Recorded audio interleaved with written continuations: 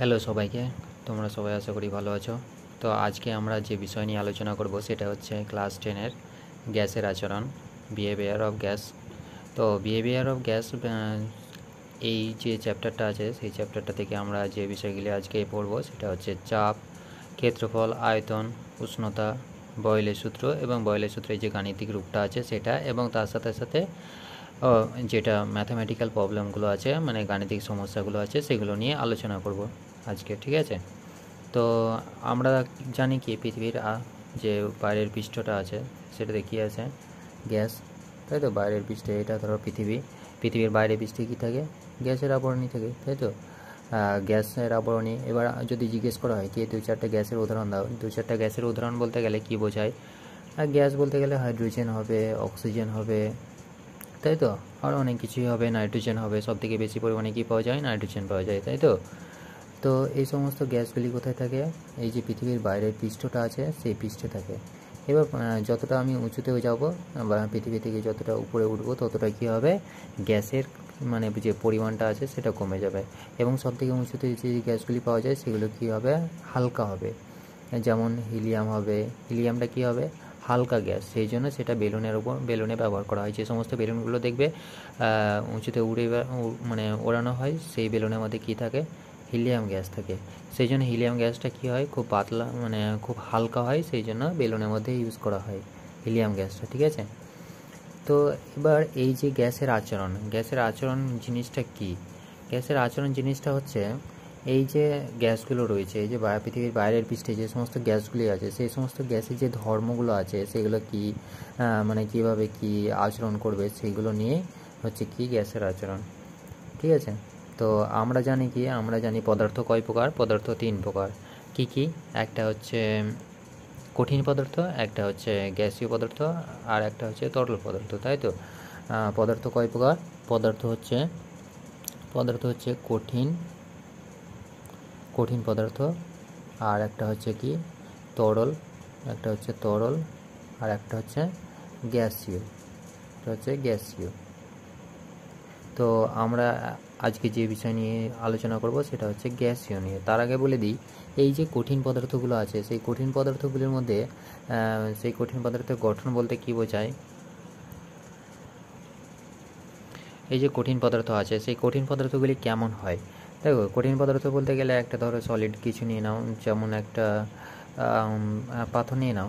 পাথর নিলে পরে কী হবে, এই যে একটা পাথর, এই পাথরের মধ্যে যে কণাগুলি আছে, যে কণাগুলি দিয়ে পাথরটা গঠিত হয়েছে, সেই কণাগুলির মধ্যে যে জায়গাগুলো আছে না, গ্যাপ, সেই গ্যাপগুলো একদমই কম। মানে যে আন্তঃআণবিক স্থানগুলো রয়েছে, মানে আন্তঃআণবিক যে ব্যবধানগুলি আছে একটা আরেকটার সাথে, সেগুলো খুবই কম, এবং তাদের মধ্যে কী হচ্ছে, একটা শক্তিশালী আকর্ষণ বল যেটাকে বলা হয় আন্তঃআণবিক আকর্ষণ বল, সেই আকর্ষণ বলটা কী হচ্ছে সব থেকে বেশি পরিমাণে কী হচ্ছে এই কঠিনের মধ্যে থাকছে। সেই জন্য সেই কণাগুলি কী হচ্ছে একে অপরের সাথে একটা শক্তিশালী যে আন্তঃআণবিক আকর্ষণ বল, সেই আন্তঃআণবিক আকর্ষণ বলের সাহায্যে একটা আরেকটার সাথে খুব শক্তভাবে জুড়ে থাকে, সেই জন্য সেটা সব থেকে বেশি সলিড হয়।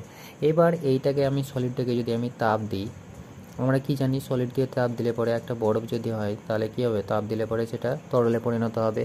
তাহলে তরলে পরিণত হলে পরে দেখো, তরল আমরা কি জানি, তরলটা ধরো এই পাত্রে তরল হয়ে গেল, মানে এটা সলিড নিয়েছিলাম, এটাকে আমি ধরে নিলাম বরফ থেকে আমি কি পেলাম, তাপ দেওয়ার ফলে আমি তরল পেলাম। এই যে তরলের মধ্যে যে গঠনগত কণাগুলি আছে সেই কণাগুলি অনেকটাই দূরে দূরে থাকবে, এবং যে আন্তঃআণবিক ব্যবধান মানে একটার সাথে আরেকটার যে অবস্থান, মানে কি বলতো, একটার সাথে আরেকটার যে ব্যবধান থাকবে না, সেই ব্যবধানগুলি কি থাকবে, একটু বেশি থাকবে, মানে অনেকটা বেশি নয়, মাঝামাঝি থাকবে। এই যে গ্যাসীয়টা বলবো একটু পরে। তো এই যে ব্যবধানগুলি আছে না, ব্যবধানগুলি অনেকটাই কম থাকে। কার ক্ষেত্রে কম থাকে, তরলের ক্ষেত্রে, তাই তো। বেশি পরিমাণে কম থাকে না, মানে হালকা একটু কম থাকে, মাঝারি, যেটাকে বলা হয় কঠিন ও গ্যাসের মাঝামাঝি, তাই তো। তো একে আমরা যখন তাপ দিচ্ছি, একে যখন আমরা হিট করছি, তখন কি হচ্ছে, সেই যে কণাগুলি আছে না, সেই কণাগুলি কী হচ্ছে আরও অনেক দূরে চলে যাচ্ছে। এবার দেখো, কণাগুলি যত দূরে যাবে তাদের মধ্যে কী হবে, যে আকর্ষণ বলটা আছে, যেটা আন্তঃআণবিক আকর্ষণ বল, সেটা কি হচ্ছে, কমে যাচ্ছে আস্তে আস্তে। মানে কি, এই যে মাঝখানে যে জোরটা ছিল সেই জোরটা আস্তে আস্তে ভেঙে যাচ্ছে, যত আমি তাপ দিচ্ছি। এখানে জোরটা কী ছিল, সব থেকে বেশি ছিল। এবার যত তাপ দিচ্ছি তত কী হচ্ছে, জোরটাও ভেঙে যাচ্ছে। এবার যখন এইটাকে আমি তাপ দিলাম, তাপ দেওয়ার ফলে কি হচ্ছে, এই যে উপাদান কণাগুলি ছিল, মানে গঠনগত উপাদান কণাগুলি ছিল, সেই কণাগুলি অনেক দূরে দূরে থাকছে, অনেক দূরে দূরে থাকছে এবং তাদের মধ্যে যে ব্যবধানটা আছে সেটা হচ্ছে অনেকটাই বেশি। এবং এই যে উপাদানগুলি কণাগুলি আছে সেই কণাগুলি কি হচ্ছে, অনবরত যখন গ্যাস সৃষ্টি হয়ে যাচ্ছে অনবরত কি হচ্ছে, ছুটে বেড়াচ্ছে। এবার এটা তো ফ্রিলি, মানে এদেরকে তো আর কেউ ধরে রাখছে না, তাহলে ধরে না রাখলে কি হবে, এরা নিশ্চয়ই ঘুরে বেড়াবে, তাই তো? তখন এরা কি করছে, নিজেদের মধ্যে ঘুরে বেড়াতে লাগছে, মানে এক জায়গা থেকে আরেক জায়গায় দৌড়েছে। এবার দৌড়তে লাগলে পরে কী হবে, একটা আরেকটার সাথে ধাক্কা খাবে, একটা আরেকটার সাথে ধাক্কা খেলে পরে কী হবে, একটা আরেকটার সাথে ধাক্কা খেলে পরে কী হবে, সেটা যদি একটা পাত্রের মধ্যে রাখা হয় গ্যাসটাকে, তাহলে কী হবে, সেই পাত্রের দেওয়ালে একটা চাপ দেবে, তাই তো? এবার ধরো এখানে এটা ধরো গ্যাস, একটা পাত্রে নিয়েছি, পাত্রের মধ্যে কিছু পরিমাণে গ্যাস রয়েছে, গ্যাসের মধ্যে কী করেছি, এই যে কণাগুলো আছে, কণাগুলি কী হচ্ছে, একটা আরেকটার সাথে কী হচ্ছে, এর নিজস্ব ধর্মের জন্য কী হচ্ছে, একটা আরেকটার সাথে ধাক্কা খাচ্ছে। এবার এটা যদি এর সাথে ধাক্কা খায় তাহলে কী হবে, এও একটা গতি পাবে, এবং এর সাথে এটা ধাক্কা খাওয়ার ফলে কী হবে, এই যে উপাদান কণাটা ছিল সেটা কী হচ্ছে, এও তো একটা গতি পাবে, মানে কি ধাক্কা খেয়েছে, ধাক্কা খাওয়ার ফলে কী হবে, সে গতি পেল। এবার গতি পাওয়ার ফলে কী হবে, সেও তো গতিশীল হবে, তাই তো? তাহলে এইভাবেই গতিশীল হচ্ছে। গতিশীল হওয়ার ফলে কী হচ্ছে, এই দেওয়ালের উপর একটা লম্বভাবে কী করছে, বল প্রয়োগ করছে, লম্বভাবে বল প্রয়োগ করছে। সেই বলের ফলে এই পাত্রের দেওয়ালে যে চাপের সৃষ্টি হচ্ছে, এই বলের ফলে কী হচ্ছে, লম্বভাবে বলের ফলে এই পাত্রের দেওয়ালে একটা চাপের সৃষ্টি হচ্ছে। এবার আমি যদি পাত্রের দেওয়ালে চাপ দিই, মানে বল প্রয়োগ করি, তাহলে নিশ্চয়ই এই পাত্রের দেওয়াল কী হবে, আঘাত পাবে, এবং আঘাত পাওয়ার ফলে কী হবে, এই পাত্রের দেওয়ালটা বাইরে প্রসারিত হওয়ার চেষ্টা করবে। এবার বাইরে প্রসারিত হওয়ার চেষ্টা মানে কি, এই একটা তো চাপ অনুভব করছে, তাই তো? তাহলে আমরা দেখতে পাচ্ছি যে চাপটা কীভাবে সৃষ্টি হচ্ছে।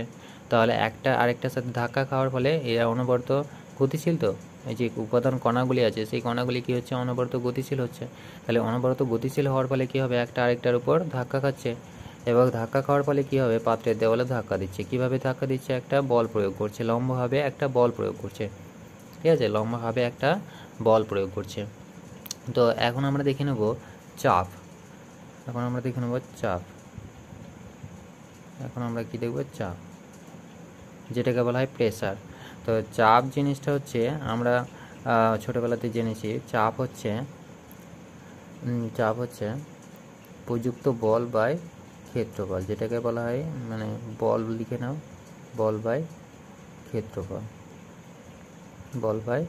ক্ষেত্রফল। তো চাপ আমি যদি কাকে বলে লিখি তাহলে কি লিখবো, দেখো, যদি আমি একক ক্ষেত্রফল নিয়ে নিই, মানে এটাকে যদি আমি 1 নিই, তাহলে কি হবে, একক ক্ষেত্রফলের উপর যে পরিমাণে বল প্রযুক্ত হবে সেটাই তো তার চাপ। তাহলে এই যে একক ক্ষেত্রফলের উপর যে পরিমাণে বল প্রয়োগ করছে সেটাই তো হচ্ছে চাপ। তার মানে কি, আমি যদি এর মানটা 1 বসাই, আমি চাপটাকে আমি পি নিয়ে নিলাম, পি সমান এফ বাই এ। তাহলে আমি যদি এর জায়গায় 1 বসাই তাহলে কি হবে, পি সমান এফ বাই 1। তাহলে এটা কি হবে, পি সমান এফ, এফ। তাহলে দেখো, পি সমান এফ মানে কি, একক ক্ষেত্রফলের উপর যে পরিমাণে বল প্রযুক্ত হবে সেটাই তো হচ্ছে তার চাপ। তাহলে আমি এভাবে সংজ্ঞা লিখতে পারি, একক ক্ষেত্রফলের উপর যে পরিমাণে বল প্রযুক্ত হয় সেটাকে আমরা কি বলি, চাপ বলি। এবার আমরা দেখে নেব চাপের একক কি। দেখো, চাপ আমরা কি জানি, চাপ সমান প্রযুক্ত বল বাই ক্ষেত্রফল।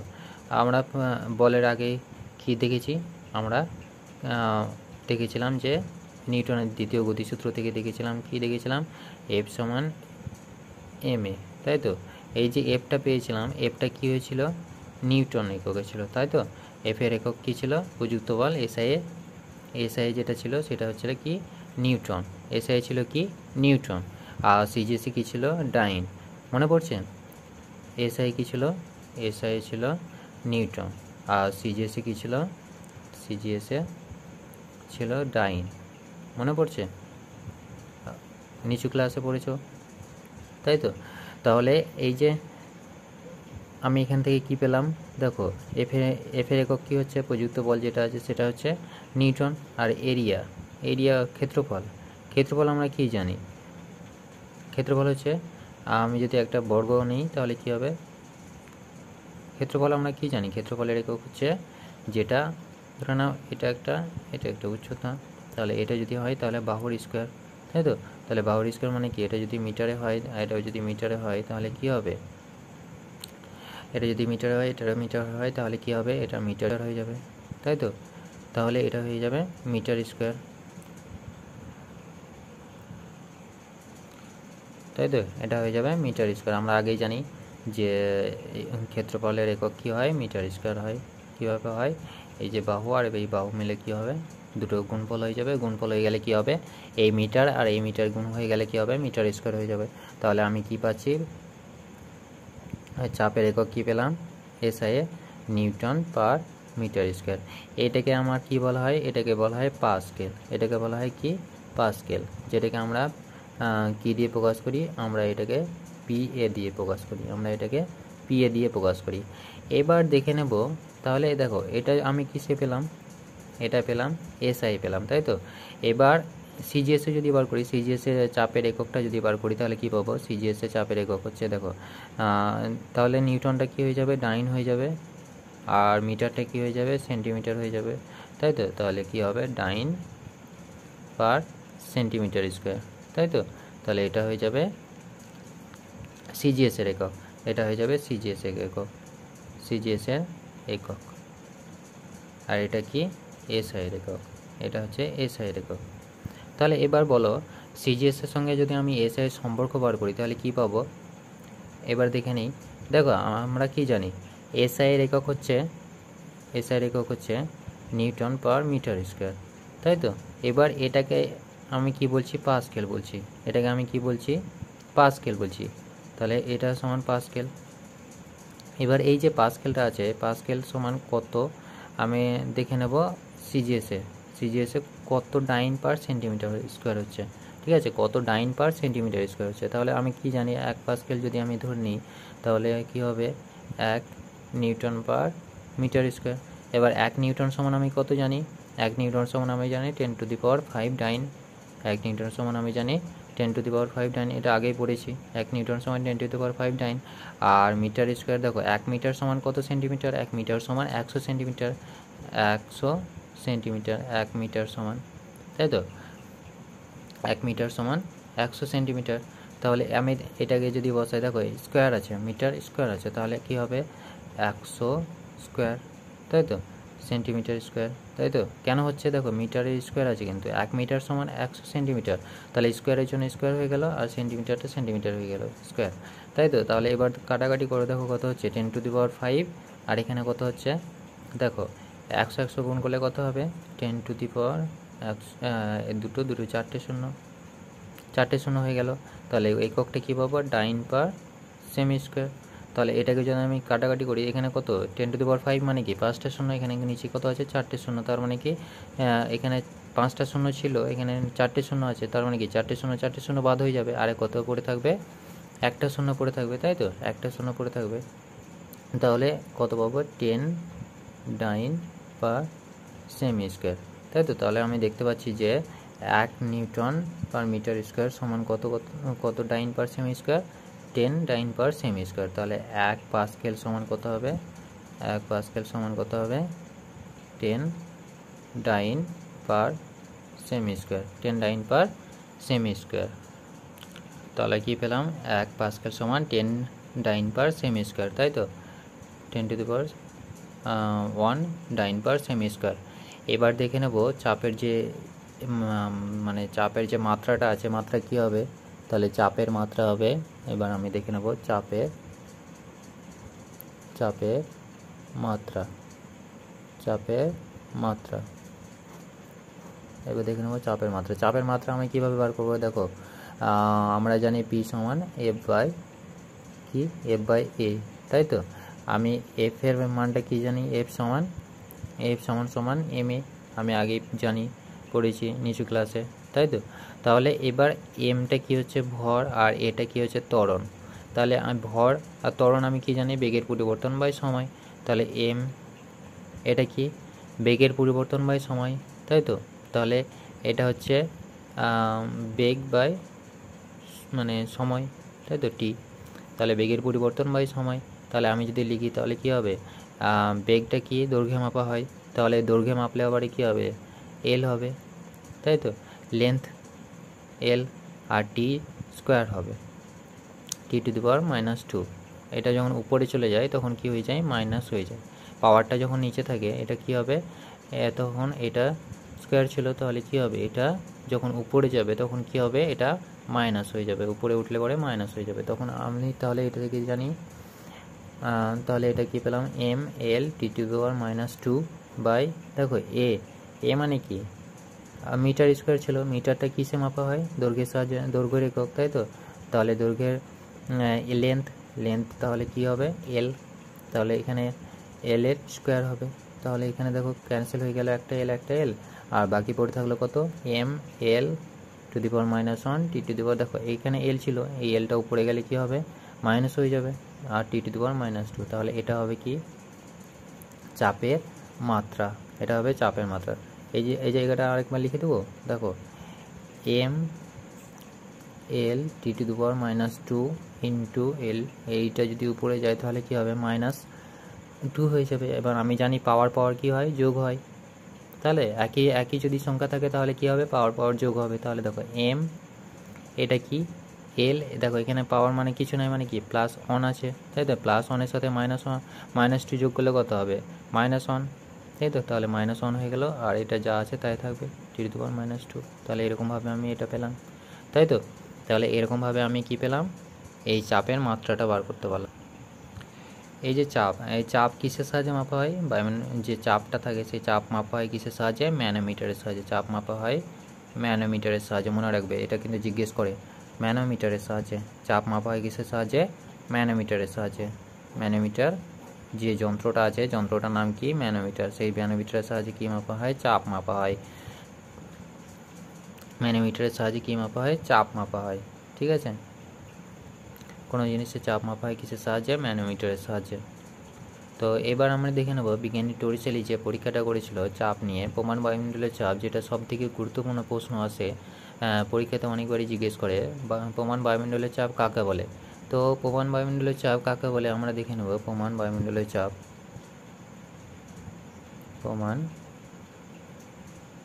বায়ুমণ্ডলীয় চাপ, প্রমাণ বায়ুমণ্ডলের চাপ কাকে বলে। বিজ্ঞানী টরিসেলি একটা পরীক্ষা করে দেখেছিলেন, যে সমুদ্র পৃষ্ঠতলে একটা পরীক্ষা করেছিলেন, যেটা হচ্ছে তিনি পারদ নিয়েছিলেন, তিনি একটা পাত্রে পারদ নিয়েছিলেন। পারদ নেওয়ার পরে তিনি আরেকটা নলের মতো আরেকটা পাত্রে কিনেছিলেন, পারদ নিয়েছিলেন। এরপরে তিনি পারদটাকে উল্টো করে, এই পাত্রের মধ্যে পারদ ছিল, এই পারদটাকে উল্টো করে এই পারদের মধ্যে রেখে দিলেন। এটা কি, Hg, মার্কারি, যেটাকে বলা হয় পারদ, তাহলে এই উল্টে দিলেন, উল্টে দেওয়ার পরে তিনি দেখতে পেলেন যে পাত্রের মধ্যে তো পারদ ছিল, এবার কি এই যে পাত্রটাতে, মানে যে নলের মতো পাত্রটা নিয়েছিল, সেই নলের পাত্রটাকে যখন উল্টে দিল তখন কি নিশ্চয়ই এই পারদটা এর সাথে মিশে যাওয়ার কথা, কিন্তু দেখতে পেল যে এই পারদটা কিন্তু পাত্র থেকে কিছুটা পরিমাণে নিচে নেমে গেছে, কিন্তু পুরোপুরি এই পাত্রের মধ্যে আসেনি। এবার কেন আসেনি সেটা লক্ষ্য করলেন, এবং তিনি দেখতে পেলেন যে এইখানে যে বাইরে যে বায়ুটা আছে, সেই বায়ুটা কি করছে, এই পারদকে একটা চাপ দিচ্ছে, এই যে পারদটা আছে সেই পারদের গায়ে চাপ দিচ্ছে। সেই চাপ দেওয়ার কারণে এই যে নলাকার পাত্রে যে পাইপটা, মানে পারদটা রাখা ছিল, সেই পারদটা কি হচ্ছে, পুরোপুরি নিচে নামছে না। এবার পুরোপুরি নিচে নামছে না, তার মানে কি, এর মধ্যে একটা চাপ সৃষ্টি হচ্ছে। এই যে চাপ, এই উচ্চতাটা, সেটা হচ্ছে 76 সেন্টিমিটার সমুদ্রের সমতল থেকে, সেই 76 সেন্টিমিটার সমুদ্রের সমতল থেকে। এবার তিনি এই 76 সেন্টিমিটার যেটা আছে পারদস্তম্ভের চাপ সমুদ্রের তল থেকে, মানে সমুদ্রের যে সমতল আছে, সেই সমতল থেকে 76 সেন্টিমিটার যে উচ্চতায় পারদটা রয়েছে, সেটা নিয়ে তিনি একটা সংজ্ঞা দিলেন। কি সংজ্ঞা দিলেন, সেটা হচ্ছে প্রমাণ বায়ুমণ্ডলের চাপের সংজ্ঞা। তো প্রমাণ বায়ুমণ্ডলের চাপ যদি আমি লিখি তাহলে কিভাবে লিখব, দেখো এটা সমুদ্রের সমতল থেকেই কিন্তু 76 সেন্টিমিটার কী হচ্ছে, পারদস্তম্ভের চাপ হচ্ছে, তাই তো। 76 সেন্টিমিটারের যে পারদস্তম্ভের চাপ হচ্ছে, এই যে উচ্চতাটা পেয়েছি, সেটা হচ্ছে 76 সেন্টিমিটার। তাহলে আমি যদি লিখি তাহলে কিভাবে লিখব, তাহলে লিখব সমুদ্রের সমতলে লিখলাম 76 সেন্টিমিটার বা 760 76 সেন্টিমিটার বা 760 মিলিমিটার পারদ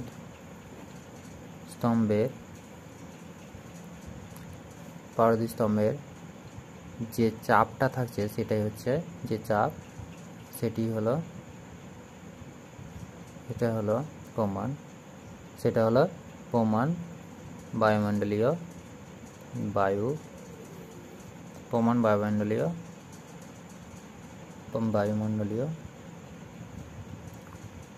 চাপ, সেটা হচ্ছে প্রমাণ বায়ুমণ্ডলীয় চাপ।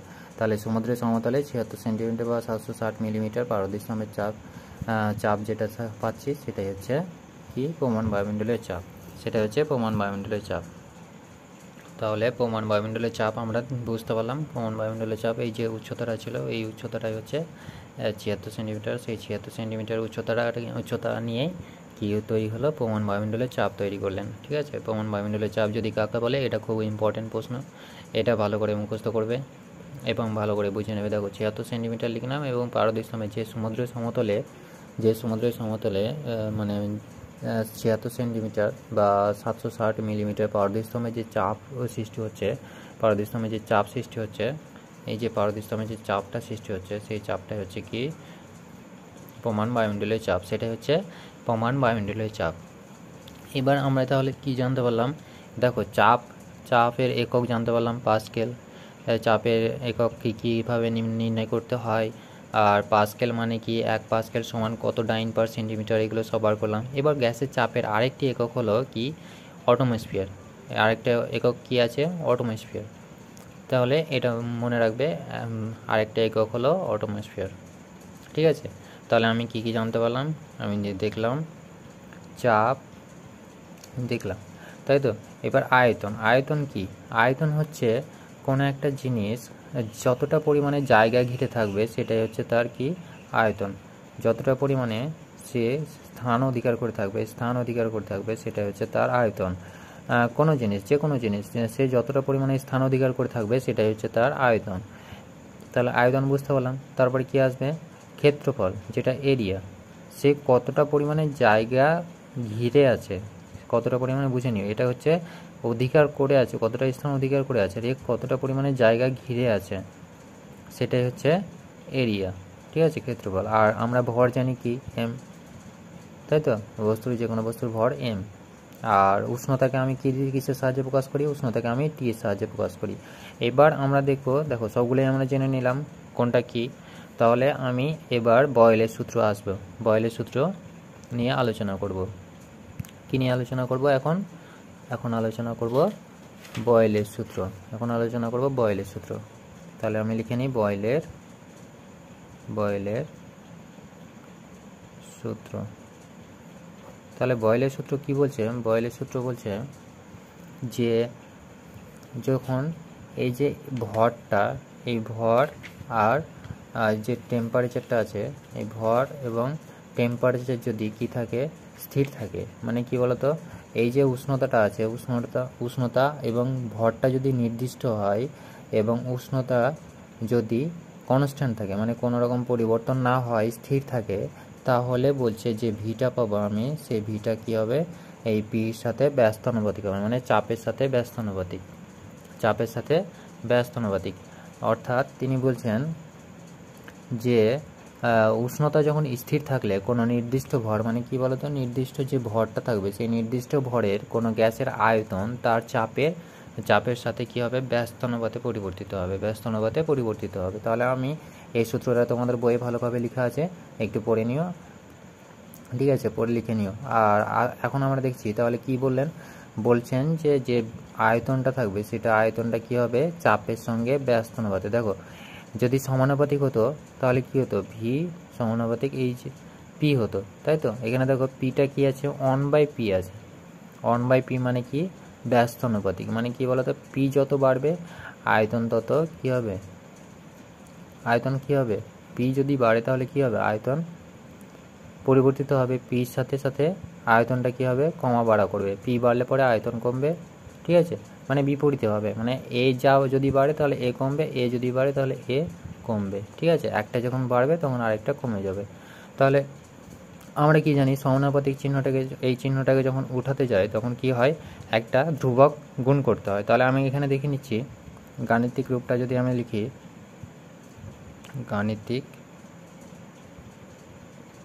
গাণিতিক রূপ, তাই তো।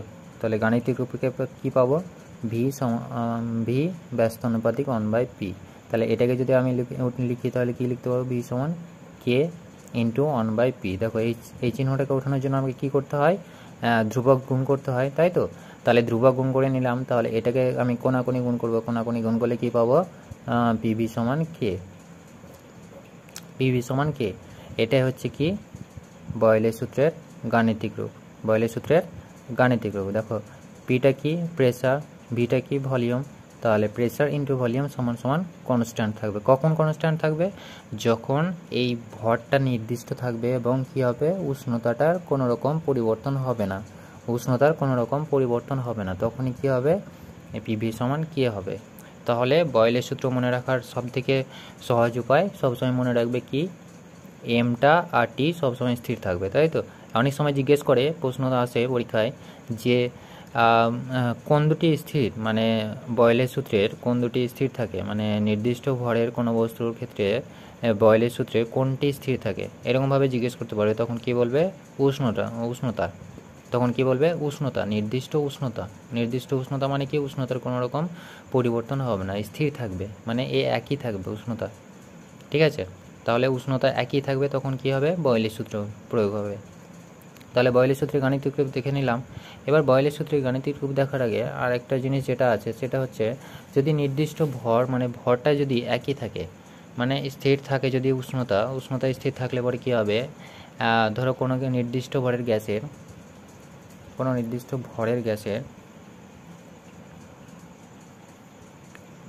কোনো নির্দিষ্ট ভরের গ্যাসের যদি আমি প্রথমে চাপটা নিই P1, আর তারপরে যদি আমি নিই আয়তনটা নিলাম V1, তাহলে এইটা হচ্ছে প্রাথমিক, এটা হচ্ছে প্রাথমিক আয়তন যদি আমার V1 হয় এবং প্রাথমিক চাপ যদি P1 হয়, এবং পরবর্তীতে সে তার মানে চাপটা পরিবর্তন করলো এবং আয়তনটা পরিবর্তন করলো, হ্যাঁ, দিয়ে হয়ে গেল, মানে এটা অন্তিমটা আমি লিখে নিলাম, আমি P2 and V2। তাহলে এটা আমি লিখে নিলাম কি, এ নির্দিষ্ট, কিন্তু ভরটা কি আছে, এম, আর টিটা কি আছে, স্থির আছে। তাহলে এই দুটো জিনিস সবসময় মাথায় রাখবে। তাহলে কি হচ্ছে, দেখো এটাই অন্তিম, এটা চাপের পরিবর্তন হয়ে কী হলো, P2 হয়ে গেল, আর এটা হয়ে গেল V2, তাই তো। এবার এইটা থেকে আমি যদি লিখি তাহলে কি লিখতে পারবো, বয়লের সূত্র থেকে P1 V1 সমান কি, এটা থেকে কি লিখতে পারবো, P2 V2 সমান কে। দেখো দুটোর ক্ষেত্রেই তো ধ্রুবক, তাহলে আমি এটাই সমান সমান এটা বলতে পারি তো। তাহলে আমি যদি এখানে কে এর মানটা যে কোনো একটা জায়গায় কে এর মান বসাই, তাহলে কি হবে, P1 V1 সমান P2 V2, তাই তো, এটাই তো পাবো। তাহলে এটাই হচ্ছে তার গাণিতিক রূপ। এইটা থেকেই আমাদেরকে অঙ্ক সলভ করতে হবে, এটা থেকে আমাকে কি করতে হবে, অঙ্কের সলভ করতে হবে। এবার যেটা সব থেকে পরীক্ষায়, মানে যেটা পরীক্ষায় জিজ্ঞেস করে অনেক সময়, কি জিজ্ঞেস করে, এই যে বয়লের সূত্রের মানে লেখচিত্রটি অঙ্কন করো, কার সাপেক্ষে কার, পি এর সাপেক্ষে ভি এর। মানে আমি যদি এটাকে এই আনুভূমিক দিকটাকে আমি যদি ভি নিই আর এটাকে যদি পি নিই, উলম্ব অংশটাকে, তাহলে কি হবে, কীভাবে পরিবর্তন হবে সেটা আমাকে দেখাতে হবে। তাহলে আমি কি দেখলাম, যখন আমি চাপ বাড়াচ্ছি তখন কি হচ্ছে, আয়তন কমে যাচ্ছে। মানে কি বলতো, একটা পাত্রের মধ্যে তুমি গ্যাস নিয়েছো, এবার এই পাত্রের এখানটায় ধরো এই জায়গাটায় ওঠানামা করে, মানে তখন তুমি এই জায়গাটাকে চাপ দিলে কি হবে, এই যে জায়গাটা ছিল, এই রেখাটায় কি ছিল, এই জায়গাটায় চলে আসবে।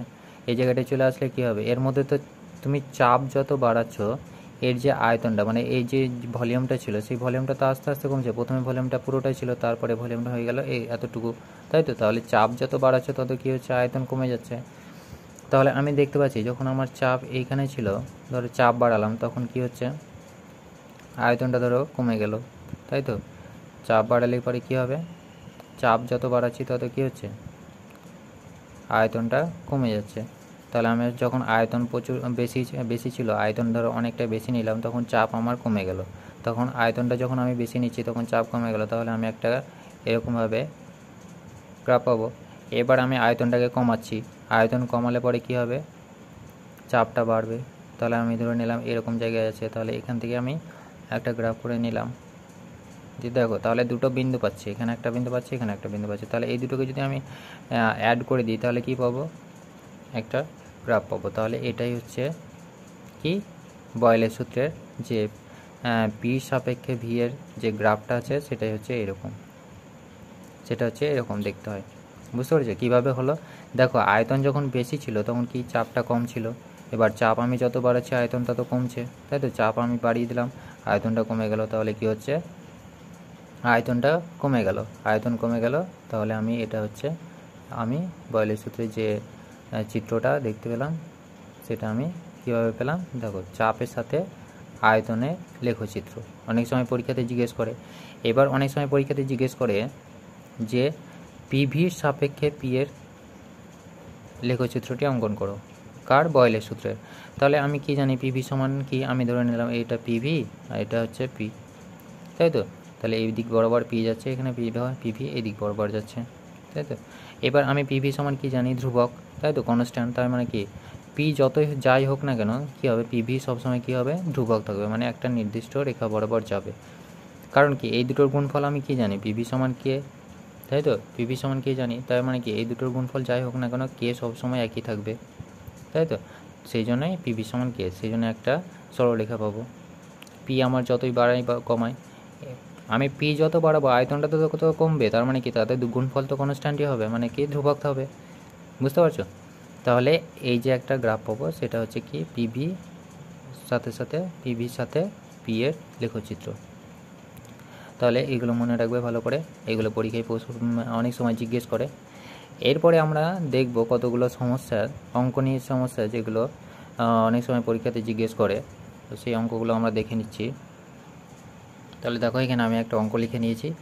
অঙ্কটা হচ্ছে 75 সেন্টিমিটার পারদস্তম্ভের চাপে কোনো গ্যাসের আয়তন 15 লিটার হলে পরে স্থির উষ্ণতায় কত চাপে তার আয়তন 1 লিটার হবে। দেখো এখানে কি বলে দিয়েছে, এখানে বলেছে স্থির উষ্ণতা। সবসময় এই ওয়ার্ডটা, এই যে লাইনটা আছে, এই স্থির উষ্ণতা, এইটা সবসময় মনে রাখবে। এটা থেকেই আমি কি বলতে পারবো, চার্লসের সূত্র এবং বয়েলের সূত্রের মধ্যে যে পার্থক্যটা আছে সেটা আমি বার করতে পারবো। কিসের সাহায্যে, এই স্থির উষ্ণতাটা, এই স্থির উষ্ণতায় এই যে এই লেখাটা দেখে আমি বলতে পারবো যে এই যে গাণিতিক সমস্যাটা আছে সেই সমস্যাটাতে কী হবে, চার্লসের সূত্র হবে না বয়েলের সূত্র হবে।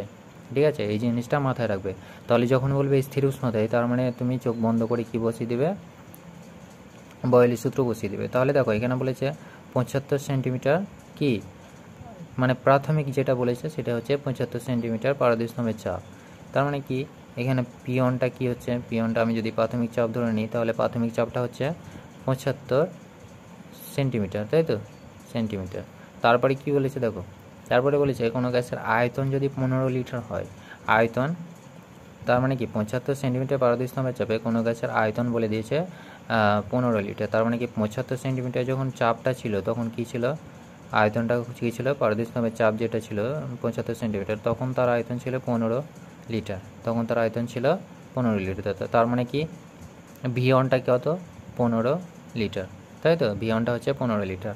এবার বলেছে যখন স্থির উষ্ণতায় কত চাপে, মানে কি পি2টা আমাকে বার করতে বলেছে, পি2টা বার করতে বলেছে, এবং কত চাপে তার আয়তন 1 লিটার হবে। কত চাপ দিলে পরে তার আয়তন কমে গিয়ে কি হবে, চাপ দিলে আমরা কি জানি আয়তন কমে যায়, তার মানে কিছু কত চাপ দিলে পরে তার আয়তন 1 লিটার হবে। তার মানে কি ভি2 বলে দিয়েছে আমাকে 1 লিটার। তাহলে আমরা কি জানি সমীকরণ আমরা কি জানি, সমীকরণ জানি আমরা পিওন ভি1 সমান পি2 ভি2, তাই তো?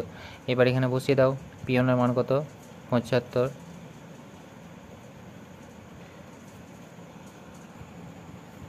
তাহলে আমার পিওনটা কত আছে, পিওনটা আছে 75, তাই তো, 75 সেন্টিমিটার পারদস্তম্ভের চাপ। এইচজি মানে হচ্ছে মার্কারি, ঠিক আছে, এইচজি হচ্ছে মার্কারি, যেটাকে পারদ বলা হয়, পারদস্তম্ভের চাপ, এটাকে এইচজি আকারে প্রকাশ করা হয়, এটাকে সংক্ষেপে বলা হয়, ঠিক আছে।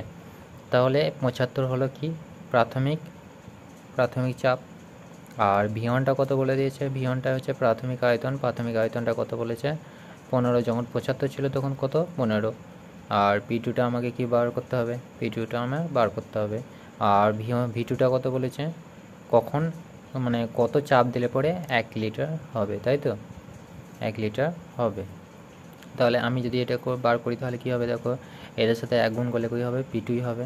আমি এটাকে এই সাইডে নিয়ে এলাম, দিয়ে কত হচ্ছে এটা গুণ করলে পরে কত হবে 75 গণিত 15, তাই তো। এবার এটা গুণ করে নাও, কত হচ্ছে দেখো, এটা গুণ করলে কত হবে, এটা গুণ করলে কত হবে, এটা গুণ করে নাও, তাহলে কত হচ্ছে দেখি নেই। তাহলে 75 15, তাহলে কত হচ্ছে 5 5 25, 5 7 35, 37, আর এটা হচ্ছে 75, তাই তো 5 2, এটা 11। তাহলে এটা হচ্ছে অ্যান্সার, এটা হচ্ছে অ্যান্সার এত পাস্কেল, তাই তো। সবগুলো দেখো কি আছে, এটা পাস্কেলে হবে, বুঝতে পেরেছো। তাহলে অ্যান্সার কত হলো, এত সেন্টিমিটার পারদস্তম্ভের চাপ, এত সেন্টিমিটার পারদস্তম্ভের চাপ হয়ে গেল এটা, ঠিক আছে, পারদস্তম্ভের চাপ। তাহলে এটাই হচ্ছে অ্যান্সার, ঠিক আছে। তাহলে 1125 হচ্ছে অ্যান্সার। তাহলে বুঝতে পারলে, দেখো এটাতে কি বলেছে, 75 সেন্টিমিটার পারদস্তম্ভের চাপে কোনো গ্যাসের আয়তন বলেছে। তার মানে কি 75 সেন্টিমিটার ছিল প্রাথমিক, যেটা প্রথমে বলে দিয়েছিল, তাই তো।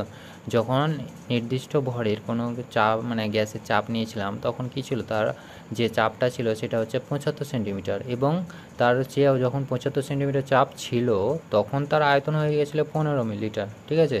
সেই গ্যাসের আয়তন ছিল 15 লিটার, এবং যখন আমি স্থির উষ্ণতায় তার কি করছি, চাপ বাড়াচ্ছি, চাপ বাড়িয়ে কি করলাম, আয়তনটাকে কমিয়ে 1 লিটার আনলাম। আমরা কি জানি, চাপ যত বাড়াবো আয়তন তত কমবে। তাহলে মানে কি আমাকে চাপটা এমনভাবে বাড়াতে হবে যাতে আয়তনটা কত হবে, 1 লিটার হবে, তাই তো। তার মানে কি এটা অন্তিম আয়তন কত হবে বলে দিয়েছে, 1 লিটার হবে। তার মানে কি V2টা 1 লিটার হবে, এবং P2টা আমাকে বার করতে হবে, মানে কি আমি কত চাপ দেব তারপরে আমার 1 লিটারে আসবে, তাহলে সেটাই আমাকে বার করতে হবে। তাহলে সেটাই আমি বার করে নিয়েছি, দেখো 75 × 15 সমান হচ্ছে P2 × 1। তাহলে এখান থেকে আমি গুণ করে পরে কী পেয়েছি, 1125 সেন্টিমিটার পারদস্তম্ভের চাপ, ঠিক আছে। তাহলে এরকমভাবে অঙ্কগুলো সলভ করবে, এবং আজকে অনেকটাই সহজ অঙ্ক করালাম। পরের দিন আশা করি এরপরে একটু ডিফিকাল্ট মানে একটু দেখবো অঙ্কগুলো। আর ভিডিওটা ভালো লাগলে লাইক করে দিও। Thank you.